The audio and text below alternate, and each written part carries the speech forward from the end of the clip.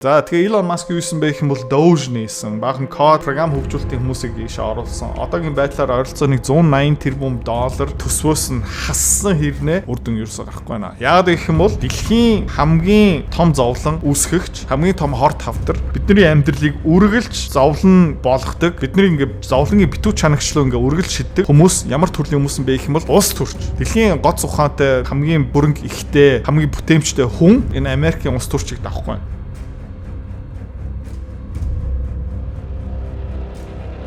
Elon Musk бууж өгсөн. Elon Musk фейлдсэн. Юун дээр фейлдсэн бэ гэх юм бол энэ дээр. America is also going bankrupt extremely quickly. And everyone seems to be sort of whistling past the graveyard on this one. Америк улс дампуурч байгаа. Маш хурдтай. Гэхдээ энийг холоос харах боломжтой, харагдаж байгаа тодорхой хэрнээ арга хэмжээ авсан хүн нэгч байхгүй, тоохгүй. Оршуулгын газар руу бүжиглээ авчиж байгаа гэсэн үг. You know, the Defense Department budget is a very big budget. Okay, it's $1 trillion a year. DoD Intel, it's a trillion. Тэгээд Америкийн батлан хамгаалтын яам, тий? Тагнуулын газрууд гэх мэт чинь тэдний жилийн төсөв зарлага бараг $1 их $80. $1 их $80. Хэдэн оюу толгой харах уу? $1 их $80. Одоо нөө хэдэн нойлууд хассан байгаа шүү заяа. Оюу толгой $12 тэрбум гэж харчий заяа. Хэдэн оюу толгой юм бэ гэх юм бол 83 мянган оюу толгой жил болгон ухах гаргах боломжтой. 83 мянган оюу толгой. Араасоо. Окей. Ерөнхийдөө Монголын хөрсийг тэрчтэй хуулаад бүх газрын баялаг гаргаад буцаагаад тий яах боломж. Тим их мөнгө. Бүр ингээд төсөөлөх боломжгүй байна. За. And interest payments on the national debt just exceeded the Defense Department budget. Тэгээд энэ ярилцлагыг Elon хизээ өгсөн бэ гэх юм бол өнгөрсөн жилийн 9 сард өгсөн. Одоо юу болж байгаа нэ гэх юм бол эх жилд Америк улсын нийт зээлсэн мөнгөний үрийн тий хүүгийн төлбөр одоо баталгаа хамгаалтын яамны төлбөрөөс тий зардлаасаа давцсан. Сануулад хэлье. Дахиад хэлчихье. Америкийн засгийн газрын үрэн дээрээ төлж байгаа хүүгээр заяа. Жил болгон 80 мянган оюу толгой ухаж гаргах боломжтой тийм хөрөнгө зөвхөн хүүнд явж байгаа. They're over $1 trillion a year just in interest and rising. Зөвхөн хүү. Окей. Та ингээ ламбартны зовлонд хүүнд шулуулж байгаа хүмүүс энийг сайн ойлгож байгаа хаа. Гэхдээ Америк бүр дараагийн төвшин баггүй юу? За тэгээ энэ жил болгон геометрикээр өсөж байгаа. We're adding $1 trillion to our debt, which our kids and grandkids are going to have to pay somehow every 3 months. Тэгээд 3 сар тутам Америкийн засгийн газрын үр $1 их $80 нэмэгдэж байгаа. Окей? Америкийн зах зээлийн Америкийн эдийн засгийн үрийн хэмжээ 3 сар болгон 80 хэдэн мянган оюу толгойн тэ хөрөнгө оруулалтын төсвөөрөө нэмэгдэж байгаа. 3 сар болгон. And then soon it's going to be every 2 months. Тэгээд удахгүй 2 сар болгон. And then every month. Тэгээд сар болгон $1 их $80 төсөөлтөө. Бүр ингээд толгоонд шингэхээргүй тоо байгаа зү тэ. Ерөнхийдөө бүр ингээд дэлхийн баг бүх газрын баялагийг ухаж гаргах боломжтой тийм их хүүгийн юм зардаг явж байгаа байхгүй солиотой мэдрэл мөт. And then the only thing we'll be able to pay is interest. Тэгээд сүултээ ерөнхийдөө үрийн дарамтанд орцсон дампуурсан үений аюу сайн мэдэх бах. За тэгээд үндсэн төлбөрөө хийж чадахгүй юм бол зээлээ сунгаал яваад байгаа юм бол хүүгийн төлбөр нэмэгдээл байна. Тэгээ хизээний цагт заяа ингээ хүүгийн төлбөр тий хорт хавтар шиг ингээ өссөөр хагаад эцээцтэй бүх орлого хүүндээ яваад өгчдөг. Тэгээ бүх орлогоо хүүндээ яваад өгснөхийн дараа тэр хүүгийн төлбөр дахиад нэмэгдээд тэгээд дампуурлаа зарлцдаг байхгүй. And if this it's just it's just like a person at scale that has racked up too much credit card debt. Тэгээд ер нь Монгол хүнийг аягүй сайн ойлгох. Тэгээд Elon Musk энийг юутай зүйрлүүлээд байгаа юм бэ гэх юм бол заяа. Тэ. Яг нэг хөв хүнтэй яг адилхан дэндүү их үр авцсан байгаа. За та энэ дунд баахан өртөө хүмүүс нь хэрэг байна. Тэ? Дагас өдөр сайхан амарч байгаах те. Бүтэн сая өдөр сайхан амарч байгаах те. Гэхдээ нэгд өдөр буцаагаад юу хийх вүлээ? Хөшөө. Чи маргааш өглөө юу хийх вэ? Таач. Чи хуруугаа уншуулна. Залахгүй байна. За дарах. За. Нэгтгэс тавтах. Зуны амрлаараа жоохон амрын тэгээ буцаагаад ажилдаа орчин. Зээлээ төлнө. Тэгээ 30 настай хүрсэн юм бол заяа. Шгүүдээ талтаа орчлоо. 20 жил дараа тэтгэвдэх юм. Ямар сонсож байна? Солиотой гаацтай. Би бас тийм байсан юм аа. Гэхдээ миний амьдрал минийх байх ёстой гэд би 10 жилийн өмнө шийдээд еврей хүн шиг хөрөнгөлөл үүсгээд хөрөнгө оруулалт хийгээд ирсэн. Амар хэцүү байсан. Сурж авсан юм аа би номон дотор шингээсэн, сургалт хийсэн, компани үүсгэн байгуулсан. Би энэ өвчнгөөс салж чадсан. Тэ? Энэ хуруу шүү дээ. Хизээж хуруу уншигчтай золохгүй. Never again. Чи адилхан юм өвчнгөөс салмаар байгаа юм бол зээл мэйл янз мөнгөний зовлонгоос салмаар байгаа юм бол би сургалтаа санал болгоё. Мөнгөний зовлон баяртай гэсэн сургалт. Эний талаар дэлгэрүү мэдээлэл авмаар байгаа юм бол видеоны эцэст эргээд уулзъя. And this does not have a good ending. Яа тэгээ хувийн санхугаа засахгүй юм бол сайн дуусахгүй. Улсын төсөв хүнтэй яг адилхан. Тэгэл Elon Musk хэлж байна. Сайн дуусахгүй төгсгөл нь аимшиг кино. And so we have to reduce the spending. Тэгээ бид нар ингээд зарлагыг багасгах хэрэгтэй. За тэгээ Elon Musk юу хийсэн бэ гэх юм бол Doge нээсэн. Баахан код програм хөгжүүлэлтийн хүмүүсийг ийшээ оруулсан. Одоогийн байдлаар ойролцоог $180 тэрбум төсвөөс нь хассан хэрнээ үр дүн ерөөсөй гарахгүй байна. Яагаад гэх юм бол дэлхийн хамгийн том зовлон үүсгэгч, хамгийн том хорт хавтар бидний амьдралыг үргэлж зовлон болгодог. Бидний ингээ зовлонгийн битүү чанагчлуу ингээ үргэлж шиддэг хүмүүс ямар төрлийн хүмүүс юм бэ гэх юм бол улс төрч. Заяа. Дэлхийн гоц ухаантай хамгийн хөрөнгө ихтэй, хамгийн бүтээмжтэй хүн бүр энэ Америкийн улс төрчийг давахгүй. Тэгээд энэ хөдөлсөн вагоныг зогсгох чадах юм уу үгүй мүү? Elon Musk чадахгүй юм бол өөр хэн чадах юм бэ те? За тэгээ бүр одоо нөгөө энийг хэлснийхэн дараа сангийн сайд нь Elon Musk-ийн буцаага жоохон сайн талд нь орох гэж хичээсэн. Well, the point though is that this Doge effort is one of the most important efforts of my lifetime. So Elon Musk-ийн эхлүүлсэн Doge Department of Government Efficiency-гийн хөдөлгөөн арга хэмжээ миний амьдралын хамгийн чухал нэг юм. And what I am committed to doing is not letting the bureaucracy slow it down too much.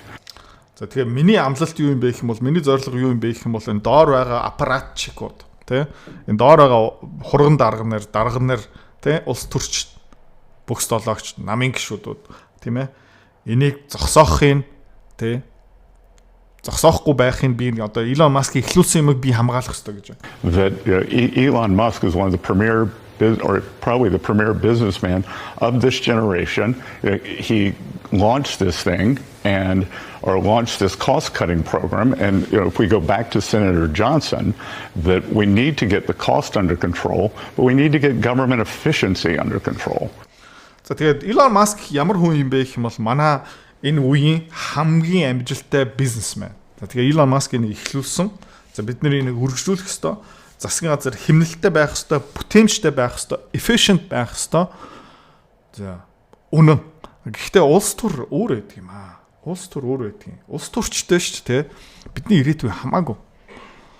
Бидрээс орлогын алтан татвар 10% хангалтгүй. Удахгүй 12% болчихно заяа. Удахгүй 15% болчихно. Удахгүй 20% болчихно. Нийгмийн даатгалаараа бидний 25% оршуулж байгаа. Орлогын алтан татвараар 10% оршуулж байгаа. За шууд 35% байхгүй. За тэгээ 35% биднээс ингээ гусаад авсныханаараа бид нар мөнгө өрөхтэй 10% нөөд дахиад биднээс шаачдаг. Тийм ээ? За нийслэлийн алтан татвар, за тэгээ үйл хөдлөх авах юм бол үйл хөдлөхийн татвар ингээд хадгаламж дотор хийгээд бараг 40-50% татвар төлснийхэн дараа жоохон хөрөнгө олт хийгээд хүүгийн төлбөр авсан ч тэндээс дахиад 10% татвар авчихдаг. За тэгээд тэр бас хангалтгүй болохоор тэр бас хизээж хангалтгүй болохоор заяа мөнгө нэмж хевлэнэ. Аха. Яагаад гэх юм бол өмнө 2,500,000-ийн цалинтай байсан бол одоо 3,500,000 болсон ч ямар ч үр дүн гарахгүй. Яагаад гэх юм бол аль хэдийн илүү их мөнгө хевлэгдсэн. Тэ?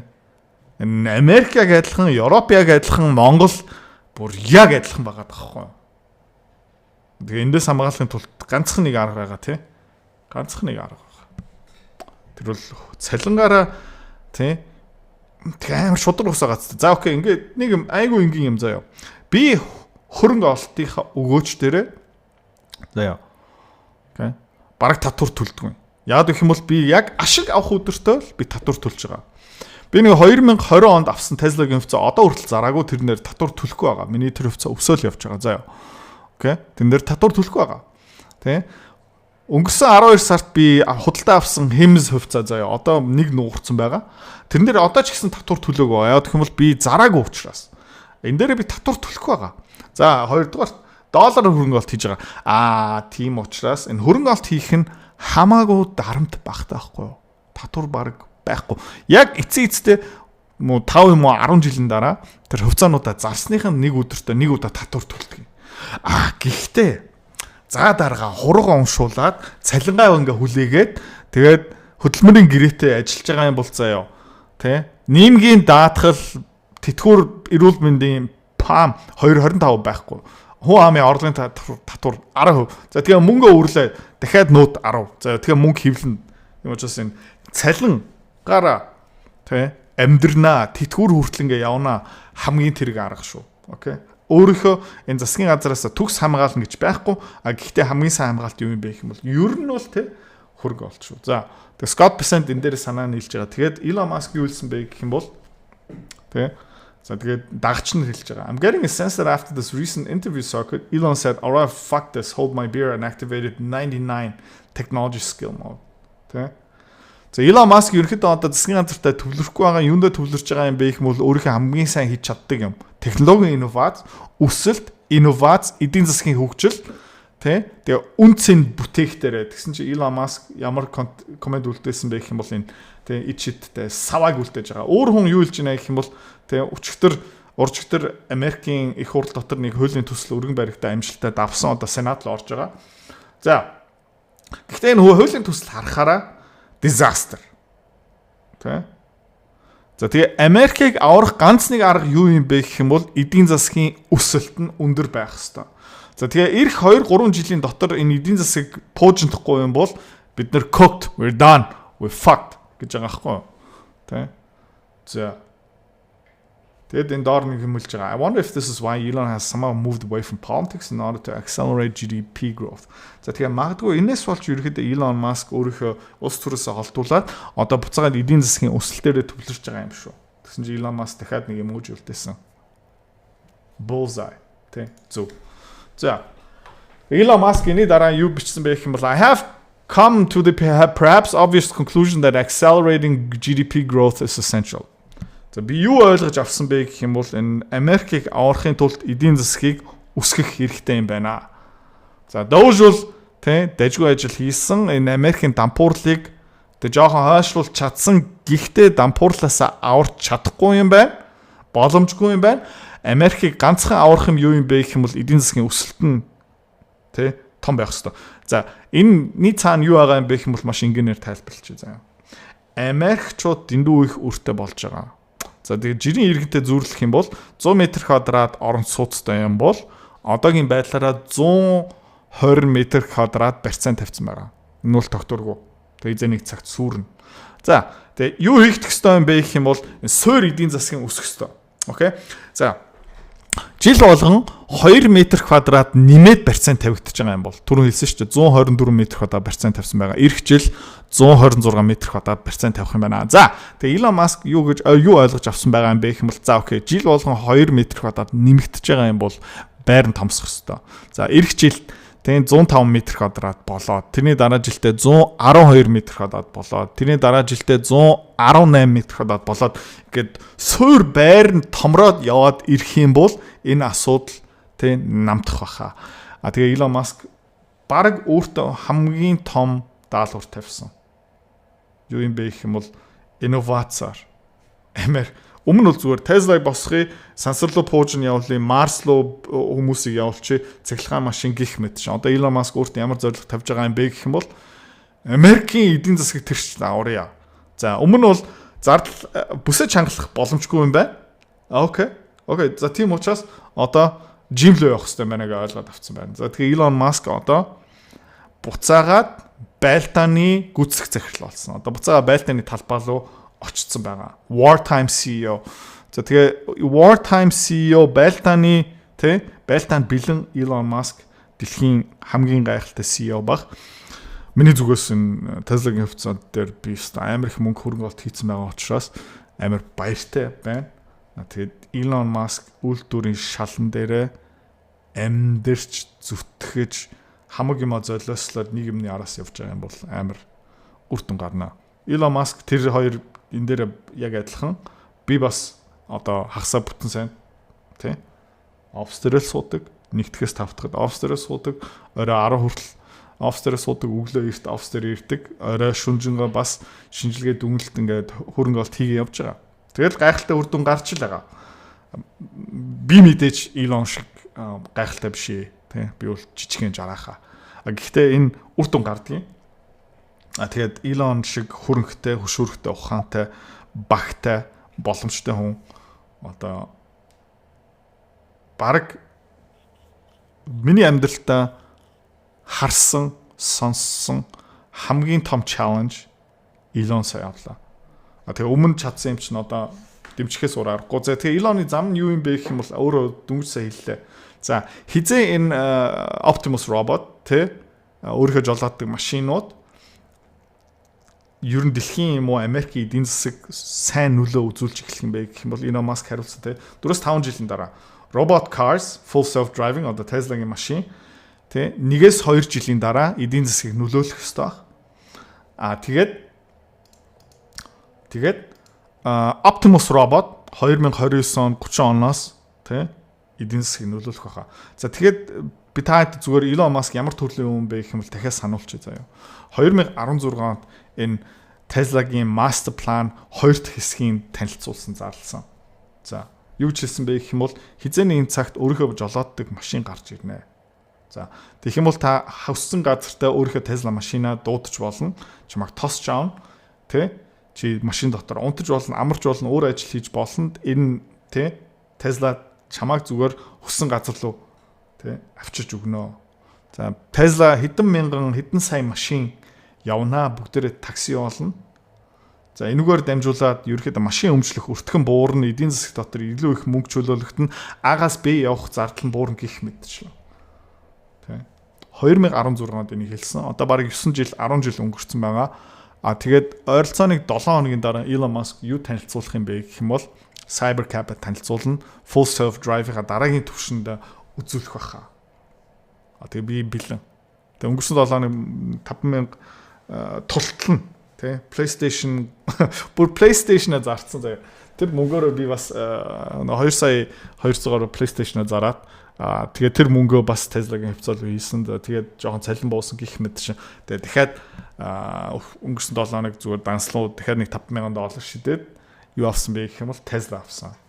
Тэгээд сайн мэдээнүүд нь гарч эхэлж байна. Энэ зүгээр нь Tesla-гийн хвчүү заяа. Энэ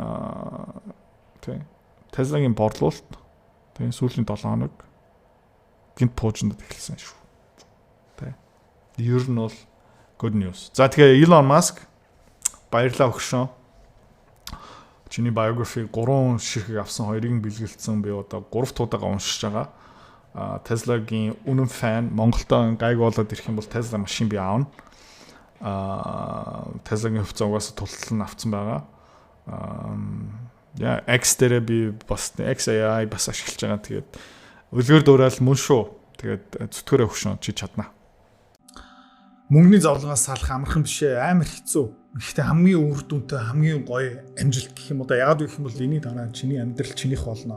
За энэ сургалт дотор юу орцсон байгаа юм бэ гэх юм бол би одоо 4-5 жил тасралтгүй хувь хүний сургалт контент явуулж байгаа. Эний тухай бүр 3 ном бичсэн. Энэ дээр хамгийн үр дүнтэй, арга сайтай юмнуудын оролцсон байгаа. За тэгээ энэ зүгээр сургалт биш. Энэ зүгээр видео бичлэг биш. Энэ зүгээр юм унших биш. Хоёулаа хамт дасгал хийнэ. Чамааг ухамсартай болохын тулд, чамааг доор хаяж 6 сар мөнгөө далд хийлэгдэг болохын тулд хүн цохилт хэрэгтэй. Чамд хүнд цохилтын өгнө. Бас хөвгчлөлтэй. Фан. Чамаа ерөөсө зоохгүй чи залахгүй чи ерөөсө уйдахгүй амлж जैन заяа. За. Ойролцоо 200 гаруй хуудас контент 25 видео бичлэгийн дараа чам бас юу гаргаж өгөх юм бэ гэх юм бол санхүүгийн тайлныг чинь гаргаад өгч. Хизээ хідэн төвөртэй болох юм. Би яг хизээ энэ зоолонгоос салах юм бэ. Бүх юм тодорхой. Одоо ганц үлдсэн юм юу юм бэ гэх юм бол чи өөр. Let's go.